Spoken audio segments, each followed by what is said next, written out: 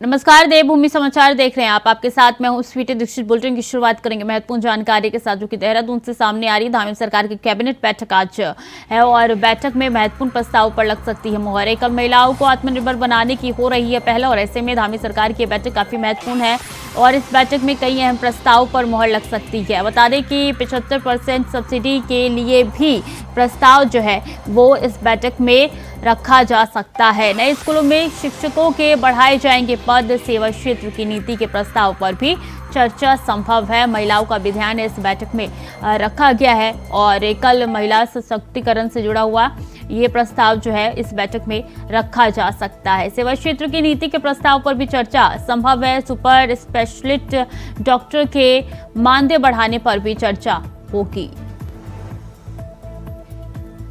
तो 75% सब्सिडी दिए जाने का आ सकता है प्रस्ताव। ऐसे में आपको बता दें कि सेवा क्षेत्र की नीति के प्रस्ताव पर भी चर्चा संभव है। नए स्कूलों में शिक्षकों के बढ़ाए जाएंगे पद और सेवा क्षेत्र की नीति के प्रस्ताव पर भी चर्चा हो सकती है। बैठक में महत्वपूर्ण प्रस्ताव पर मुहर लग सकती है। तो बैठक और सुपर स्पेशलिस्ट डॉक्टर के मानदेय बढ़ाने पर भी चर्चा इस बैठक में होगी और नए स्कूलों के शिक्षक का भी जो पद है वो बढ़ाया जा सकता है। इस बैठक में ये प्रस्ताव रखा जाएगा।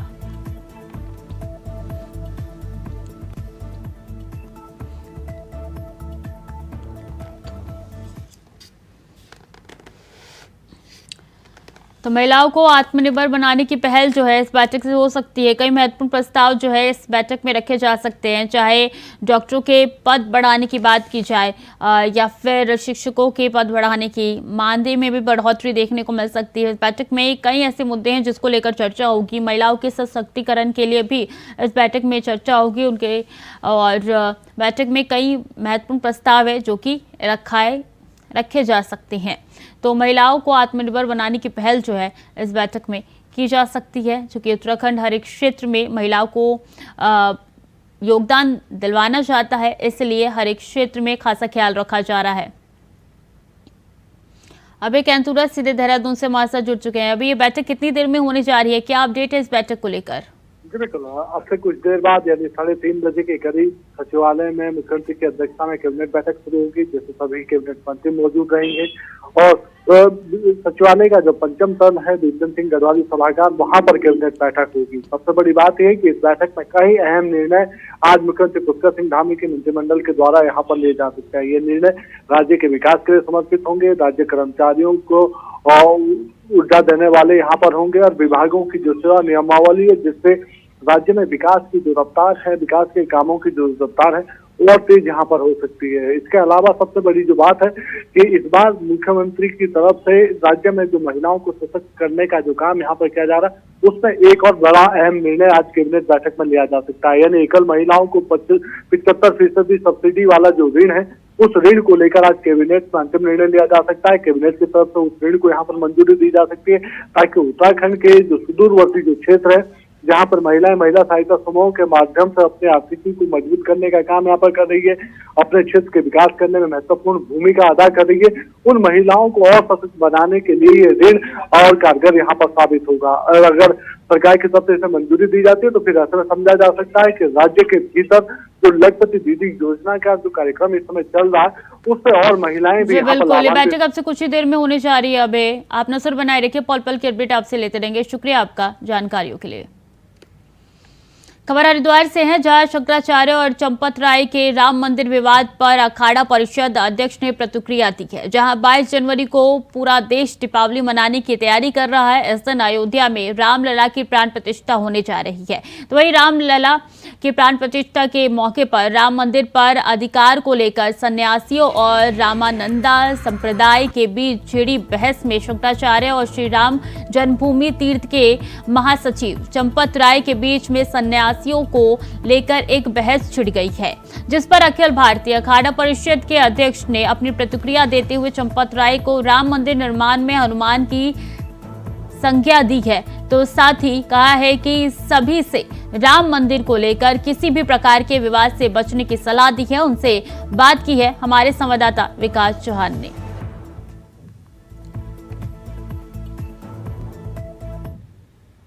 जनवरी को पूरे देश में एक बार फिर से दिवाली मनाई जाएगी, क्योंकि इस बार अयोध्या में राम एक बार फिर से आएंगे, जिसको लेकर पूरा देश खुशी मना रहा है। तो कुछ संतों के द्वारा उसका विरोध भी यहाँ पर किया जा रहा है कि वो किस संप्रदाय का है। खुद जिस ट्रस्ट के द्वारा ये पूरा आयोजन, ये पूरा मंदिर बनाया जा रहा है, उनके द्वारा जब एक बात रखी गई कि ये किसका है मंदिर है, तो उसका कहीं ना कहीं एक विरोध स्वर भी उठे। उसी चर्चा पर बात करेंगे श्री महेंद्र रविंद्रपुरी से, जो अखाड़ा परिषद के अध्यक्ष हैं। आखिर ये वजह क्या है कि जिस तरह से चंपत राय जी ने एक बात रखी, उसके बाद शंकराचार्य का बयान आया, तो उस बीच में क्या सही है, क्या ये चीज़ होनी चाहिए? आज जिस तरह से एक दूसरे पर बयानबाजी की जा रही है। सबसे पहले मैं ये कहना चाहूँगा, 22 जनवरी 2024 को दिवाली नहीं महादिवाली मनाई जाएगी। दिवाली आज तक हम मनाते रहे, राम नहीं थे, अब राम आ गए, तो 22 जनवरी जो है दिवाली नहीं महादिवाली के रूप में मनाया जाएगा और बहुत खुशी का दिन होगा, बहुत शुभ दिन है। उस दिन हमारे माननीय प्रधानमंत्री जी के कर कमलों द्वारा भगवान राम लला की प्राण प्रतिष्ठा होगी, जो बहुत ही सौभाग्य का विषय है और हम वहाँ पे उसके साक्षी बनने जा रहे हैं। गुरु जी, जिस तरह से चंपत राय जी ने एक बयान दिया, जिस तरह से रामानंदाचार्य का वो पक्ष उन्होंने रखा, उसके बाद शंकराचार्य जी का अपना बयान आया, उस विषय पर अगर हम बात करें तो उस विषय पर आपका क्या कहना है? देखिए, मैं कहना चाहूँगा, चंपत राय जी हमारे बहुत ही सरल हृदय के व्यक्ति हैं, उनको बदनाम किया जा रहा है। चंपत राय ने ऐसा कुछ नहीं कहा है। चंपत राय से मेरे बहुत अच्छे संबंध है, मेरे बहुत प्रिय है। अरे चंपत राय तो साक्षात हनुमान जी है, चंपत राय तो सब कार्यक्रम कर रहे हैं, चंपत राय तो समझो आज कलयुग के हनुमान है। तो चंपत राय पे लांछन लगाना मैं समझता हूँ अच्छी बात नहीं है। चंपत राय तो भगवान प्रभु के भक्त है, उन्होंने कोई ऐसी बात नहीं की है, खाली एक हवा बनाया जा। और राम मंदिर एक मुख्य मुद्दा 2024 लोकसभा चुनाव में रहने वाला है। वहीं विपक्ष ने राम मंदिर के प्राण प्रतिष्ठा के कार्यक्रम को आरएसएस और भाजपा का निजी कार्यक्रम घोषित कर दिया है। राम मंदिर एजेंडा और लोकसभा चुनाव पर चर्चा की हमारे संवाददाता तुषार गुप्ता ने पूर्व मुख्यमंत्री हरीश रावत से। सुनिए। 22 जनवरी को राम मंदिर की प्राण प्रतिष्ठा होने वाली है और इसके बाद अगर बात की जाए तो एक मुख्य चुनाव होने जा रहा है लोकसभा चुनाव को लेकर। वहीं हमारे साथ बातचीत करने के लिए पूर्व मुख्यमंत्री हरीश रावत सर है। सर, अगर बात की जाए 2024 लोकसभा चुनाव के लिए तो क्या मुख्य एजेंडा रहेगा राम मंदिर? देखिए, राम हमारे लिए आस्था है, हमारी भावना के पुंज हैं, हमारे ईमान है राम। किसी ने कभी उनको इमाम हिंद कहा था, वो इमाम हिंद हैं, वो हिंदुस्तान की एकता के सूत्रधार हैं, वो हमारी जो संवैधानिक मर्यादा है उसके पुंज पुरुष हैं, आदि पुरुष हैं। इसीलिए उन मर्यादा पुरुषोत्तम श्री रामचंद्र हैं। तो भाजपा के लिए राम राजनीति है और राजनीति हमेशा दलगत होती है, राजनीति बांटती है। हम ऐसा कोई काम नहीं चाहेंगे कि कोई ऐसी चीज चाहेंगे जिससे राम के नाम पर लोग बटे हुए दिखाई दें। सारे हिंदुस्तान ने, जब सुप्रीम कोर्ट ने एक सर्वसम्मत निर्णय दिया तो पूरे हिंदुस्तान ने उसको नतमस्तक होकर के स्वीकार किया। हिंदू, मुस्लिम, सिख, ईसाई, जैन, पारसी सब ने उसका स्वागत किया। तो अब कोई भी कदम यदि उस आस्था को जो है उसको बांटने का किया जाएगा तो हम उसको उचित नहीं समझते। और उसका जो है, जो भी राम जी के वास्तविक भक्त हैं, दिल से भक्त हैं, वो उसके लिए उन जो है भाजपा को प्रताड़ित करेंगे। तो आपका कहना है कि भाजपा इस तरह के कार्यक्रम करके सीधे तौर पर श्रेय लेने की कोशिश की जा रही है? जो असली इशू है देश के, पेट के दूसरे इशू हैं, आस्था तो आस्था है, वो भगवान है, हमारे इष्ट हैं। तो उनके लिए आपको ढकोसला ये सब करने की जरूरत थोड़ी पड़ती है, सब दिखाने की जरूरत थोड़ी पड़ती है, जिस तरीके से भाजपाई दिखा रहे हैं। तो ये जो भाजपाई दिखा रहे हैं, ये इसका उद्देश्य वास्तविक जनता की समस्याओं से, जो जनता के सवाल हैं, उनसे ध्यान हटाना है। अगर बात की जाए तो सीधी बस जा रही है अयोध्या के लिए यहाँ से देहरादून से। वहीं अगर बात की जाए तो रेल मंत्री को भी मुख्यमंत्री ने पत्र लिखा है कि यहाँ से सीधी जो ट्रेन जाए वो अयोध्या तक जाए, ताकि जो तीर्थ यात्री हैं वो उनको सुविधाएं मिल सके। उत्तराखंड की बात की जाए तो कई क्षेत्र ऐसे हैं जो जहाँ पर दुर्लभ है। ये यदि अयोध्या दर्शन के लिए जाएंगे लोग, उनको सुविधाएं मिलनी चाहिए, तो देखेंगे उन समस्याओं को एक तरफ रखेंगे, लेकिन गठबंधन कायम रहेगा।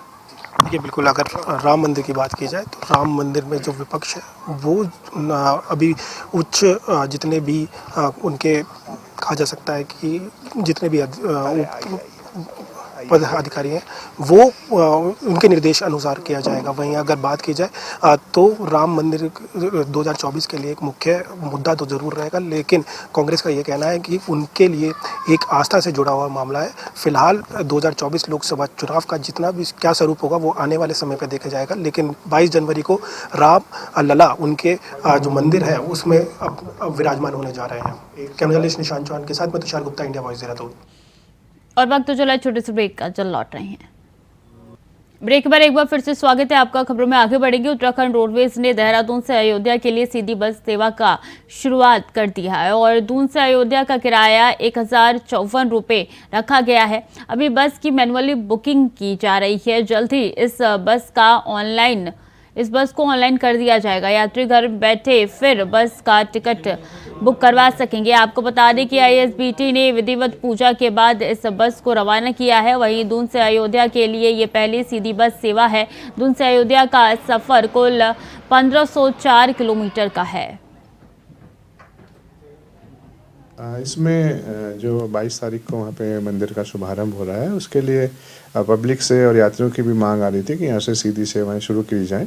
तो हम लोगों ने हल्द्वानी से हमारी बस सेवा अयोध्या के लिए पूर्व में ही शुरू हो चुकी है। एक बस सेवा देहरादून से हम लोगों ने शुरू करी है अयोध्या के लिए, और एक बस सेवा आज से हरिद्वार से अयोध्या के लिए शुरू हो रही है। और इसके अलावा एक बस हम लोग रामनगर से भी शुरू करने की हमारी योजना है। तो इसके अतिरिक्त और भी कहीं किसी स्थान से यदि मांग आती है या यात्री उपलब्ध होते हैं तो हम निश्चित तौर पे बसें उपलब्ध करते हैं। और अयोध्या जाने वाली बस में सवार तीर्थयात्री भी अपने आप को भाग्यशाली मान रही हैं। उनके मन में भी भगवान राम के लिए अपार श्रद्धा नजर आई है। उन्होंने इस दौरान केंद्र में कार्य कर रही सरकार का भी धन्यवाद किया है। अयोध्या जाने वाले बस यात्रियों से बातचीत की हमारे संवाददाता तुषार गुप्ता ने। अभी हम मौजूद हैं एक ऐसी बस में जो सीधा देहरादून से अयोध्या जा रही है। आपको पता है जैसे कि 22 जनवरी को प्राण प्रतिष्ठा होनी है श्री राम की, और ऐसे में जो देहरादून से जो सीधा बस चलाई गई है उससे कहीं ना कहीं जो तीर्थ यात्री है उन्हें सुविधा मिल रही है। मैं अभी से बस में मौजूद हूँ और आप देख सकते हैं कि भीड़ यहाँ पर देखने को मिल रही है। जो लोग हैं वो अयोध्या या उसके आसपास के क्षेत्रों में जा रहे हैं, लेकिन अभी फिलहाल ये माना जा रहा है कि कहा जा रहा है कि जो भीड़ है वो अभी फिलहाल के लिए सीधा अयोध्या नहीं जा रही है। अब देख सकते हैं जो यात्री है फिलहाल तो अंदर घुस रहे हैं, लेकिन ये आसपास के जिले के, लेकिन जो खुशी है वो यात्रियों में ज़रूर दिख रही है। हमारे साथ कुछ यात्री भी यहाँ पर मौजूद है। सर, अयोध्या जा रहे हैं, कैसा लग रहा है? अच्छा लग रहा है जी। राम मंदिर बनने जा रहा है 22 तारीख। बहुत खुशी की बात है जी। मुख्यमंत्री प्रधानमंत्री जी का शुक्रिया अदा कर रहे हैं जी, जो सौभाग्य मिला हमें, हमारी गाड़ी चलवाई, हमें रोजगार दिया। कुछ यात्रियों से भी बात करने की कोशिश करेंगे। हमारे साथ कुछ महिलाएं भी यहाँ पर मौजूद है। मैडम, अगर राम मंदिर की बात की जाए तो राम मंदिर बनने जा रहा है, कितनी बड़ी सौभाग्यता है? मैं नहीं बता पाऊंगी भैया, प्लीज़। देखिए बिल्कुल, जिस तरह से जो लोग हैं वो फिलहाल यहाँ पर देखने को मिले। आंटी, अगर आपसे बात की जाए राम मंदिर बनने जा रहा है, कितनी खुशी की बात है? वो तो बहुत खुशी की बात है भैया। हम लोगों की राम मंदिर बन रही है, 5 सालों से बनी, इतनी लड़ाई हुई, कितनी खुशी की बात है। 22 तारीख को प्रधानमंत्री नरेंद्र मोदी खुद वहाँ पर पहुँचेंगे और वहाँ की जो प्राण प्रतिष्ठा श्री राम की। हाँ जी भैया, पहुँचने के हम अपने इलाके के सारे मंदिरों में ना हम वहाँ कीर्तन भजन करेंगे। अपने इलाकों में कह रखा है ना, हमें कार्ड मिल रखा है, तो सब औरतें अपने जहाँ रहते हैं ना हमारे द्वार में वही करेंगे हम। तो साफ तौर पे खुशी का माहौल है। हाँ, बहुत खुशी का माहौल है, सबने कीर्तन भजन करने। तो 500 सालों से जो इंतजार किया जा रहा था। जी भैया, बहुत खुशी की बात है कि नहीं? हम लोगों की मंदिर बन रही है। देखिए बिल्कुल खुशी की बात है। जो सनातनी है, करोड़ों सनातनी है, उनके लिए एक बहुत बड़ी खुशी की बात है कि जो राम मंदिर का जो इंतजार किया जा रहा था 500 साल से, वो पूरा हो चुका है। कैमरा जर्नलिस्ट निशांत चौहान के साथ मैं तुषार गुप्ता, इंडिया वॉइस देहरादून। और देहरादून से बस सेवाएं शुरू होने के बाद बस चालक और कंडक्टर में उत्साह देखने को मिला है। बता दें कि उन्होंने यात्रियों को राम जन्मभूमि ले जाना एक सौभाग्य माना है। वहीं बस चालक भी पीएम मोदी और सीएम धामी की तारीफ करते हुए नजर आए। 22 जनवरी को राम जन्मभूमि की प्राण प्रतिष्ठा है और ऐसे में जो बसेस सर्विस है वो चलाई गई है सीधा देहरादून से अयोध्या के लिए। हमारे साथ उनके कंडक्टर और साथ साथ ड्राइवर मौजूद है। सर, कितना बड़ा सौभाग्य मानते हैं कि राम जन्मभूमि तक आप जा रहे हैं? 22 तारीख को एक बड़ा कार्यक्रम है। ये बहुत बड़ा सौभाग्य है हमारा। ड्राइवर साहब से बात करेंगे। सर, तिलक तो आपने लगा ही रखा है, जाना है राम जन्मभूमि, किस तरह से देखते हैं कि कितनी बड़ी सनातन धर्म के लिए कितनी बड़ी बात है? बस सबसे बड़ी बात है कि हिंदू एकता इकट्ठा हो रहे सब, और हिंदुओं का सबका जोर हो रहा है इस बात पे कि राम दरबार ही है। तो अब हम भी पूजा पाठ कर रहे हैं, तो हमें तो बहुत बड़ा सौभाग्य मिला। चलो भाई, राम दरबार में दर्शन कर आऊँ, और अच्छा है, होना भी चाहिए ऐसा। फिलहाल अभी भीड़ कम नजर आ रही है, लेकिन 22 तारीख के बाद आपको लगता है? 22 तारीख में तो जहाँ तक उम्मीद है गाड़ी पैक होकर चलेगी यहीं से, नॉन स्टॉप। अभी धीरे धीरे बढ़ने लगी भीड़ गाड़ी, हाँ, सवारियाँ बढ़ रही धीरे धीरे। कंडक्टर साहब से पूछो, कितना किलोमीटर का सफर रहेगा और कितना किराया रहेगा इस बस का? रोड फेयर का इसका 1500 किलोमीटर रहेगा और ये वन साइड का 1095 रुपये टिकट है। तो किस तरह से देख रहे हैं? अभी यात्री की कमी है, लेकिन नहीं, यात्री की धीरे धीरे बन जाएगी। अभी गाड़ी स्टार्ट हुई है, यात्री बहुत हो जाएंगे। जिस तरह से केंद्र में प्रधानमंत्री नरेंद्र मोदी काम कर रहे हैं, कैसा लग रहा है कि राम जन्मभूमि जो सपना देखा गया था 500 सालों से, वो अब पूरा होने जा रहा है? वो तो सबकी उम्मीद जो थी वो सबकी उम्मीद पूरी हो रही। बहुत अच्छा है ये, जैसा उन्होंने कहा ऐसा ही हो रहा। तो सरकार से खुश है जो केंद्र? हाँ जी, हम तो खुश है सरकार से। वैसे आपसे पूछना चाहूँगा, किस तरह से जो सरकार काम कर रही है, चाहे वो राम मंदिर के लिए हो या फिर किस तरह से जो सनातनी 500 सालों तक वेट कर रहे थे कि जो राम मंदिर बने, अब बनने जा रहा है, तो कैसा लग रहा है? भाई, पब्लिक में बहुत उत्साह है राम मंदिर को जो है उद्घाटन को लेके, और प्रधानमंत्री जी बहुत अच्छा काम कर रहे हैं और जितनी उम्मीद थी उससे कहीं बढ़ के काम हो रहा है। और जहाँ तक बात सनातन की है, सनातन के लिए प्रधानमंत्री जी बहुत अच्छा और उम्दा काम कर रहे हैं। तो आपको सरकार से तो आपको लगता है कि और बसें चलनी चाहिए 22 तारीख के बाद? हाँ जी, देखो अभी इसके बाद ही देखा जाएगा। वो तो जैसे जैसे सवारियाँ बढ़ेगी तो फिर दूसरी गाड़ी भी और भी गाड़ी बढ़ाएंगे। तो बिल्कुल देखिए, जिस तरह से जो ड्राइवर ने बताया है, जिस तरह से जो कंडक्टर बता रहे हैं कि जो अभी फ़िलहाल जो यात्रियों की कमी है, लेकिन आने वाले समय पर 22 तारीख के बाद जो लोगों की भीड़ वो देखने को मिल सकती है। लेकिन अगर बात की जाए तो जो सरकार है, केंद्र सरकार, लोग राम जन्मभूमि के जो फैसले से काफ़ी खुश नज़र आ रहे हैं। कैमरा जर्नलिस्ट निशांत चौहान के साथ मैं तुषार गुप्ता, इंडिया वॉइस देहरादून। और मसूरी मॉल रोड को व्यवस्थित और नो व्हीकल फ्री जोन बनाए जाने को लेकर एसडीएम मसूरी द्वारा मसूरी एसडीएम कार्यालय में सभी स्टेक होल्डर और प्रतिबंधित समय पर वाहनों की आवाजाही पर रोक लगाने का विरोध करने वाले लोगों के साथ बैठक ली गई, जिसमें एसडीएम मसूरी डॉक्टर दीपक सैनी द्वारा तय किया गया कि शाम 5 बजे से रात्रि 9 बजे तक मॉल रोड पर सभी प्रकार के वाहन प्रतिबंधित रहेंगे। उन्होंने कहा कि मॉल रोड को सुंदर व्यवस्थित और नो व्हीकल फ्री जोन बनाया जाना है, जिसको लेकर उच्च अधिकारियों द्वारा निर्देश भी दिए गए हैं। उन्होंने आगे कहा है कि मॉल रोड को लेकर नगर पालिका के बायलॉज में भी संशोधन किया जाएगा और 29 फरवरी तक स्थानीय लोग जिनके घर मॉल रोड के अंदर है उनको एक बार मॉल रोड में प्रवेश करने की अनुमति होगी।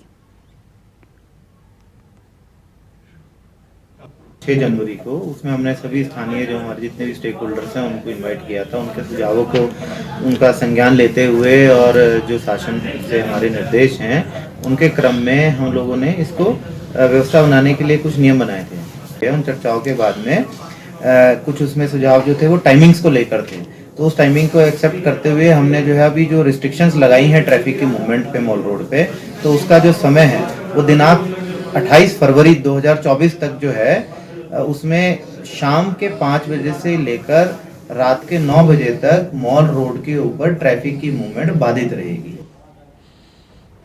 और खबर लक्सर से है, जहां कानपुर विधायक उमेश कुमार के आग्रह पर प्रदेश सिंचाई मंत्री सतपाल महाराज कानपुर पहुंचकर विधायक उमेश कुमार और सिंचाई विभाग के अधिकारियों के साथ गंगा नदी सहित कानपुर विधानसभा के तटबंधों का निरीक्षण किया। बता दें कि इस मौके पर पूर्व में कराए गए कार्यों में लापरवाही बरतने पर अधिकारियों को जमकर फटकार लगाई और निरीक्षण में कई बड़ी खामियां पाई गई। साथ ही उन्होंने कानपुर विधायक उमेश कुमार और कानपुर की जनता को आश्वासन दिया है कि आगामी बरसात से पहले कानपुर के 4 मुख्य नए तटबंधों को तैयार किया जाएगा।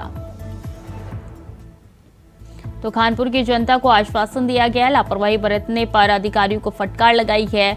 और बता दें, सिंचाई मंत्री ने तटबंधों का निरीक्षण किया जिसमें खामियां पाई गई। इसी के साथ बरसात से पहले 4 मुख्य तट तैयार करने की भी बात उनकी तरफ से कही गई है। लापरवाही बरतने पर अधिकारियों को फटकार लगाई गई है। निरीक्षण काफी दूर तक उनकी तरफ से किया गया था और ऐसे में हर एक चीज का बारीकी से उन्होंने जायजा लिया है। कई ऐसी खामियां हैं जो कि मिली है, जिसके कारण वो भी आक्रोश जाहिर किया, फटकार भी लगाई गई है और कहा है कि बरसात से पहले 4 मुख्य तट तैयार हो जाएंगे और लोगों को चिंता न करने के बारे में भी कहा गया है।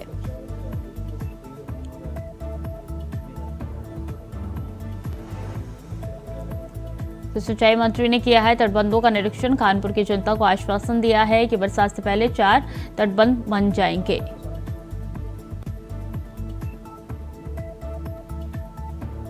लापरवाही बरतने पर अधिकारियों को फटकार भी लगाई गई है। महत्वपूर्ण जानकारी आप तक पहुंचा रहे हैं, जहां सिंचाई मंत्री ने तटबंधों का निरीक्षण किया है। और 22 जनवरी को श्री राम लला अपने मंदिर में विराजमान होने जा रहे हैं, जिसको लेकर देश भर में उत्साह देखने को मिल रहा है। वहीं उत्तराखंड के देहरादून में भी एक संध्या राम के नाम कार्यक्रम संस्कृति विभाग ने आयोजित की थी और मुख्य अतिथि के रूप में राज्यपाल लेफ्टिनेंट गुरमीत सिंह और मुख्यमंत्री पुष्कर सिंह धामी मौजूद रहे। कार्यक्रम की शोभा मशहूर गायक कैलाश खेर और कन्हैया मित्तल ने अपने भजनों से बनाई है। दोनों गायकों के भजनों में सनातनी झूमने पर मजबूर हो गए। वहीं उन्होंने प्रधानमंत्री नरेंद्र मोदी और सीएम धामी का राम मंदिर की प्राण प्रतिष्ठा को लेकर धन्यवाद किया।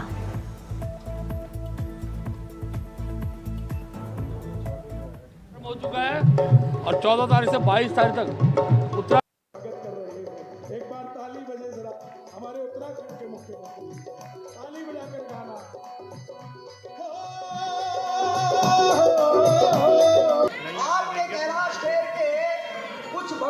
शाम मनाई है और सभी सनातनी झूमने पर मजबूर हो गए।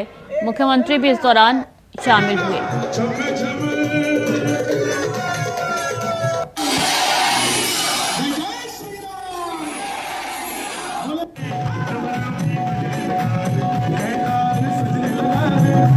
समर्पित हो गया। भक्ति के साथ ही सनातन धर्म के लिए अपनी आवाज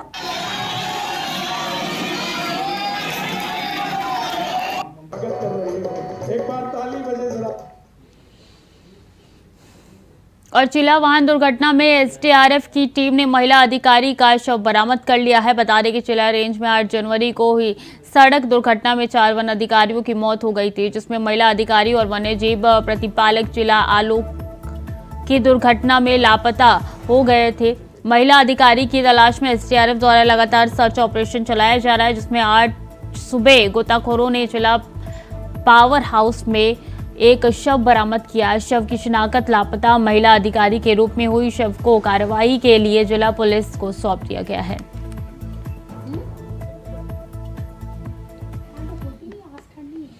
तो फिलहाल के लिए देवभूमि समाचार में इतना ही। खबरें लगातार जारी है, देखते रहें इंडिया वॉइस।